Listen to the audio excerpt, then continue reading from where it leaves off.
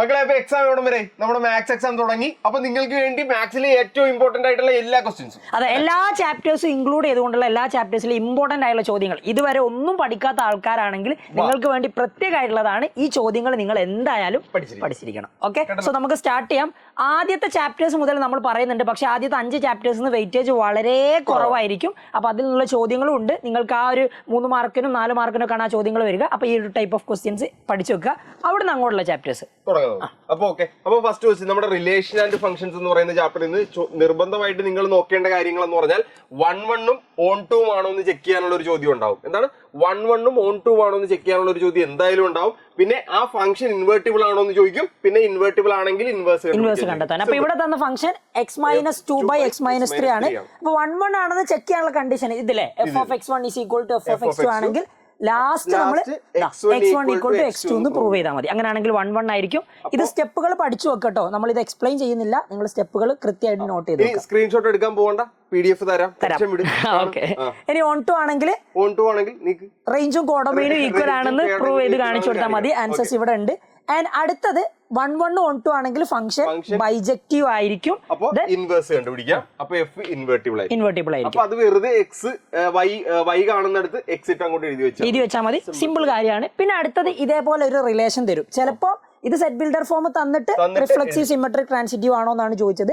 ചിലപ്പോൾ നിങ്ങൾക്ക് ഡയറക്റ്റ് ആയിട്ട് അത് റോസ്റ്റർ ഫോം തന്നെ തരാം.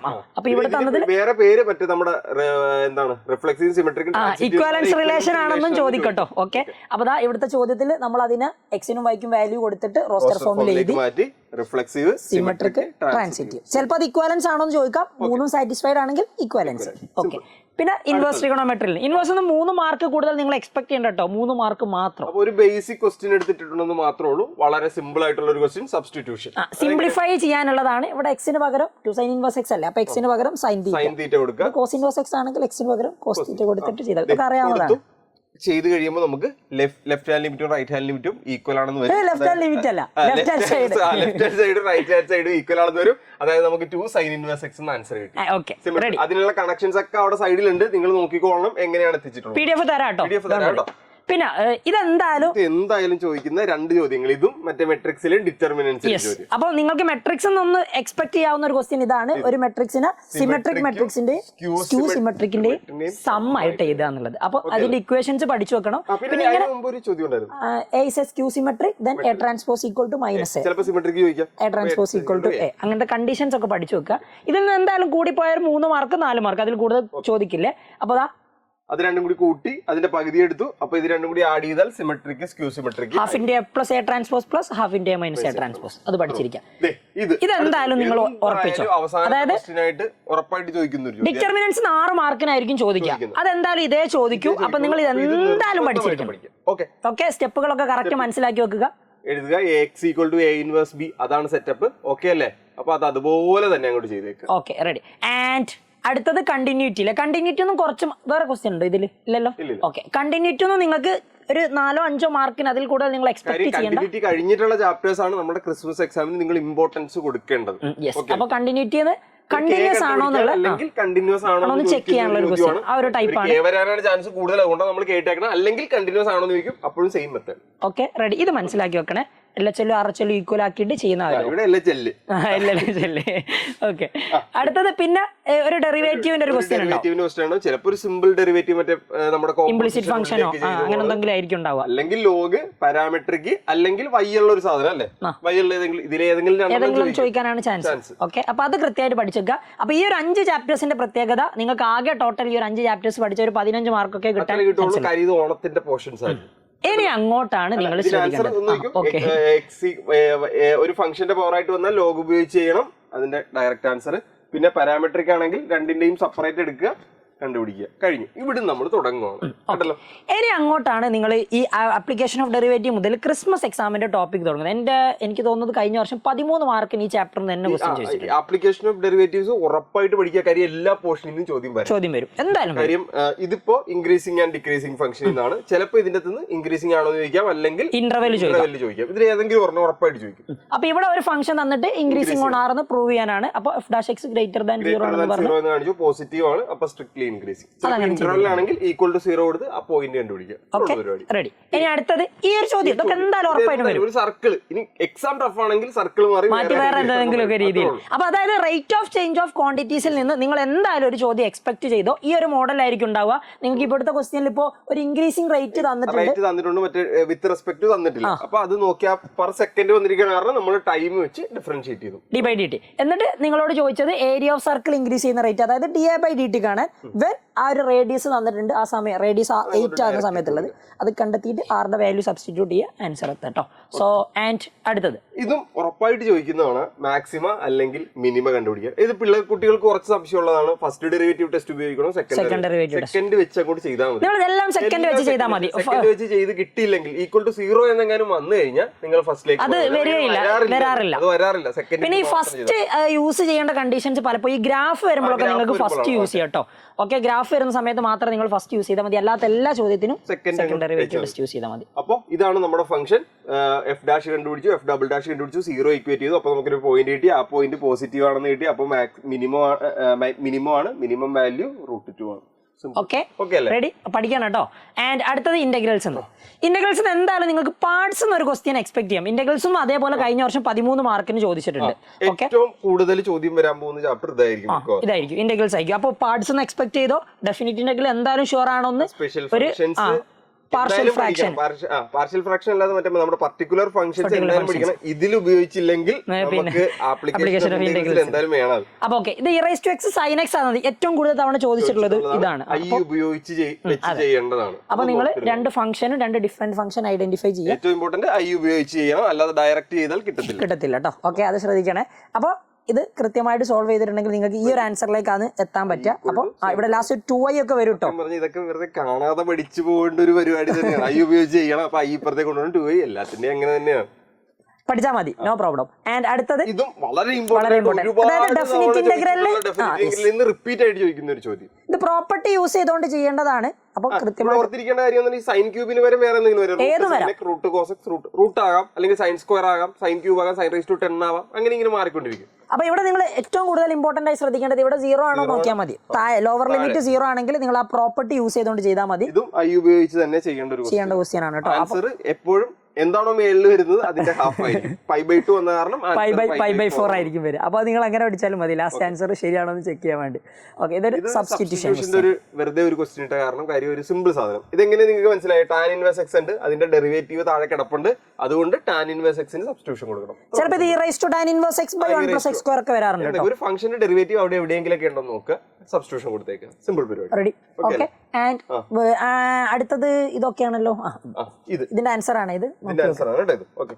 ഇനി application of derivatives, integrals. Application of integrals നേരത്തെ പറഞ്ഞു, നമ്മുടെ പർട്ടിക്കുലർ ഫംഗ്ഷൻ അവിടെ വന്നില്ലെങ്കിൽ ഇവിടെ വന്നിരിക്കും നിർബന്ധമായിട്ടും. കാര്യം നിങ്ങൾ ഒരൊറ്റ ഇക്വേഷൻ അല്ലെ, ഇതൊന്നും നിർബന്ധമായിട്ടും √(x²-x²) ഇന്റഗ്രേറ്റിന്റെ ആ ഫോം ഒന്ന് നിർബന്ധമായിട്ടും പഠിച്ചിരിക്കുക.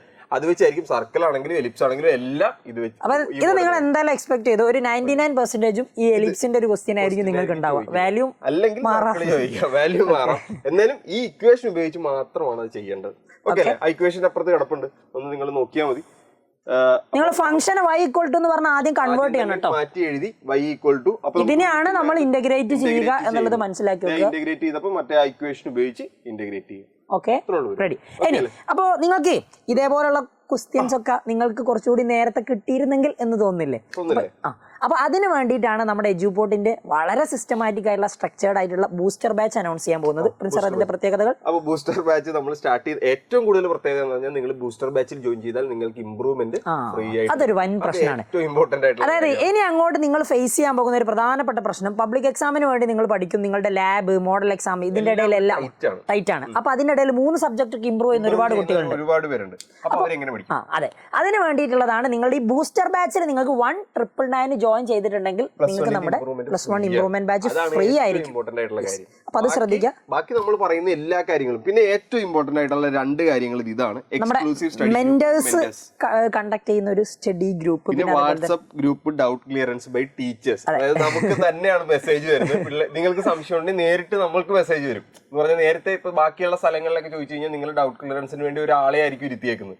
പക്ഷെ ഇതങ്ങനെയല്ല, ഇപ്പൊ ഷാമിൽ സാർ പഠിപ്പിച്ച ഒരു ടോപ്പിക് ആണെങ്കിൽ നേരെ ഷാമിൽ സാറിനാണ് ഡൗട്ട് ചെല്ലുന്നത്. അപ്പൊ ഷാമിൽ സാറിന്റെ കയ്യിൽ നിന്ന് തന്നെ റിപ്ലൈ വരും.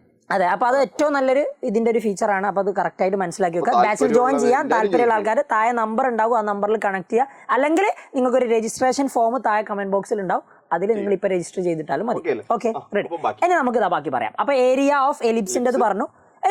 ഡിഫറൻഷ്യൽ ഇക്വേഷൻ 9ാമത്തെ ചാപ്റ്റർ. ഇതിൽ ഓർഡർ ഡിഗ്രി ഒരു ബേസിക് ചോദ്യം ഉണ്ടാവും. എപ്പോഴും ഓർത്തിരിക്കുന്നത് നോട്ട് ഡിഫൈൻഡ് ആണോ നോക്കണം, ഫംഗ്ഷന്റെ അകത്ത് കിടപ്പുണ്ടോ നോക്കണം. Okay, ready. ഇനി ഓർഡർ ഡിഗ്രി ഇവിടുത്തതിൽ ഓർഡർ 2 ആണ്, അതിന്റെ ഹയസ്റ്റ് ഓർഡർ 2, ഹയസ്റ്റ് പവർ 1. അപ്പോൾ ഡിഗ്രി 1.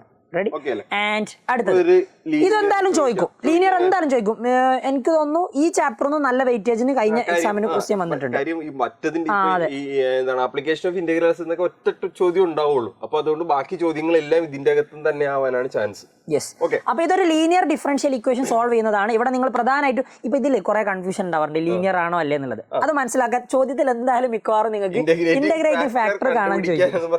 അങ്ങനെയാണെങ്കിൽ അത് എന്തായാലും ലീനിയർ ആയിരിക്കും. എനിക്ക് ഇവിടെ നോക്കാം, dy/dx ഒരു y ഉണ്ടാവും, പിന്നെ ബാക്കി രണ്ടും എക്സിലുള്ള ഒരു ഫംഗ്ഷൻ ആയിരിക്കും. ഈ സാധനം നോക്കിയാൽ മതി. ഓക്കെ. പിന്നെ നിങ്ങൾ ശ്രദ്ധിക്കേണ്ട ഒരു കാര്യം, നിങ്ങൾ ഇത് ഇന്റഗ്രേറ്റീവ് ഫാക്ടർ e⁻⁻pdx ഒക്കെ വെച്ച് സോൾവ് ചെയ്ത് സൊല്യൂഷനും കണ്ടെത്തിയിട്ട് ഇവിടെ ഇങ്ങനെ, അതായത് വൈയുടെ ഒരു വാല്യൂ എക്സിന്റെ ഒരു വാല്യൂ തന്നിട്ട് ചോദ്യം ഉണ്ട്. അപ്പൊ ഇത് നമ്മൾ പെർട്ടിക്കുലർ സൊല്യൂഷൻ. അപ്പൊ ഈ പെർട്ടിക്കുലർ സൊല്യൂഷൻ കാണേണ്ട സമയത്ത് നിങ്ങൾ എക്സിനും വൈക്കും വാല്യൂ, ഇത് നമ്മുടെ ജനറൽ സൊല്യൂഷൻ. ഇവിടെ എക്സിന്റെ വൈന്റെ വാല്യൂ കൊടുത്തിട്ടുണ്ടെങ്കിൽ നമുക്ക് സി കിട്ടും. ആ സി കൊണ്ടുവന്ന ഇക്വേഷനിലേക്ക് വെറുതെ ഒന്നുകൂടി ഇട്ട് കൊടുക്കുക, അപ്പൊ നമുക്ക് ആൻസർ ആയി. കേട്ടല്ലോ. അപ്പൊ നോക്കുക, നിങ്ങൾ കൃത്യമായിട്ട് നോക്കുക. പെർട്ടിക്കുലർ സൊല്യൂഷൻ കിട്ടിയിട്ട് അത് മനസ്സിലാക്കണേ, ക്വസ്റ്റ്യനിൽ അത് ഉണ്ടാവും എന്നുള്ളത്. ആൻഡ് ഇൻ വെക്ടർ ഓൾജിബ്ര, ഈ വെക്ടറും വളരെ ഇമ്പോർട്ടന്റ് ആണ്. കഴിഞ്ഞ വർഷം 13 മാർക്കിന് വെക്ടറിനും ക്വസ്റ്റ്യൻസ് ചോദിച്ചിട്ടുണ്ട്. കമ്പാരിറ്റീവ്ലി എല്ലാവർക്കും ഈസി ആയിട്ട് പഠിക്കാൻ പറ്റുന്ന ചാപ്റ്റർ. നിങ്ങൾ നിർബന്ധമായിട്ട് നോക്കേണ്ട കാര്യം, ആപ്ലിക്കേഷൻ ഓഫ് ഡെറിവേറ്റീവ്സ് മുതൽ വെക്ടറും 3Dയും വരെ നോക്കിയിരിക്കും. നിങ്ങൾ ഒന്നും അറിഞ്ഞൂടാത്ത ആളാണെങ്കിൽ ആദ്യം നിങ്ങൾ പഠിക്കേണ്ട ചാപ്റ്റർ വെക്ടർ ആയിക്കോട്ടെ. ഒന്നും അറിയാൻ പാടില്ലെങ്കിൽ നിങ്ങൾ വെക്ടറിയും തുടങ്ങിക്കോ. ആപ്ലിക്കേഷൻ ഓഫ് ഡെറിവേറ്റീവ്സ്, പിന്നെ നേരത്തെ പറഞ്ഞ പോലെ ഒന്നും അറിയാൻ പാടില്ല, നിങ്ങൾ ആ ഒരു മാർക്കിന് ചോദിക്കുന്ന ക്വസ്റ്റ്യൻസ് മാത്രം, ഒറ്റ സെറ്റിൽ മാത്രം ചോദിക്കുന്ന ക്വസ്റ്റ്യൻസ് നോക്കുക. ഓക്കെ അല്ലേ? ഓക്കെ. വെക്ടറിൽ നോക്ക്, നിങ്ങൾക്ക് ഒരൊറ്റ ചോദ്യത്തിൽ 3 കാര്യം പഠിപ്പിച്ചു തരാം. ഒന്ന് എ ക്രോസ് ബി ചോദിച്ചാലും നിങ്ങൾ vector perpendicular to both A and B, ഇവിടെ യൂണിറ്റ് വെക്ടർ എന്നുണ്ട്, അത് പറഞ്ഞു കേട്ടോ.